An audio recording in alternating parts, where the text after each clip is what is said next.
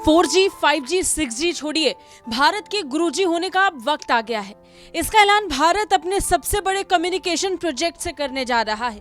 भारत दुनिया को एक ऐसे विकल्प को विकसित करने की तैयारी में है जो चीन की जड़ों को हिलाकर रख देगा। प्रधानमंत्री नरेंद्र मोदी ने अमेरिका दौरे में कई बिजनेस डील्स की।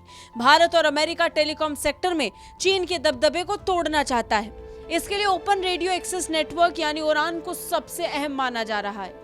इसका मकसद सेल्यूलर नेटवर्क में इस्तेमाल होने वाले हार्डवेयर और सॉफ्टवेयर को इंटर ऑपरेटर की सुविधा देना है, चाहे वेंडर कोई भी हो। कई देशों में इस पर काम हो रहा है। इससे भारत और अमेरिका जैसे देशों को मिलकर multi vendor next generation telecom solution विकसित करने में मदद मिल सकती है। भारत अमेरिका के संबंध के लिहाज से इसे बड़ा अहम माना जा रहा है, खासकर तब जब भारत के प्रधानमंत्री नरेंद्र मोदी अमेरिका दौरे पर थे। इससे दोनों देशों की कंपनियों को फायदा होगा। अभी 4G, 5G और 6G टेक्नोलॉजी में चीन और कुछ यूरोपीय देशों का दबदबा है। भारत उड़ान मॉडल के तहत टेलीकॉम सॉल्यूशन के लिए एक अलग अप्रोच लेकर आ रहा है।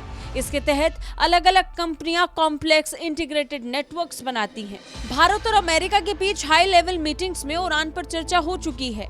हाल ही में राष्ट्रीय सुरक्षा सलाहकार अजीत डोभाल और अमेरिका के राष्ट्रीय सुरक्षा सलाहकार जेक सुलिवन के बीच हुई बैठक में भी यही मामला उठा था। साथ ही क्वाड की बैठक में भी इस पर चर्चा हुई। चीन के टेलीकॉम कंपनियों को कई देशों ने अपनी राष्ट्रीय सुरक्षा के लिए खतरा बताया। इसलिए टेलीकॉम सेक्टर में चीन की बादशाहत को तोड़ने के लिए कई देश सक्रियता दिखा रहे हैं। सिस्को जैसी अमेरिका की कई कंपनियों ने 4G और 5G सॉल्यूशन के रोल आउट और 6G के विकास में भारतीय कंपनियों के साथ काम करने की इच्छा जताई। इससे लेकर जनवरी में भारत और अमेरिका के बीच launch critical and emerging technology यानी आईसेट की प्राथमिकता लिस्ट में भी इसे जगह मिली।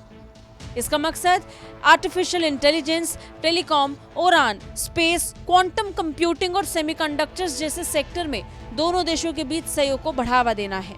इसके लिए देसी कंपनियों ने कंसोर्टियम बनाया है। इसने 4G और 5G सॉल्यूशंस के विकास में अहम भूमिका निभाई। साथ ही देश में अपना टेलीकॉम स्टैक बनाने की भी कोशिश की जा रही है। इससे भारत को हवाई, ZTE, नोकिया और इरेस्कॉन जैसी कंपनियों के दबदबे को तोड़ने में मदद मिलेगी। भारत सरकार का मानना है कि भारत की सस्ती और सुरक्षित टेक्नोलॉजी दुनिया की उभरती इकोनॉमीज और अमेरिका जैसे बड़े देशों के लिए आकर्षक हो सकती है। ब्यूरो रिपोर्ट, भारत तक।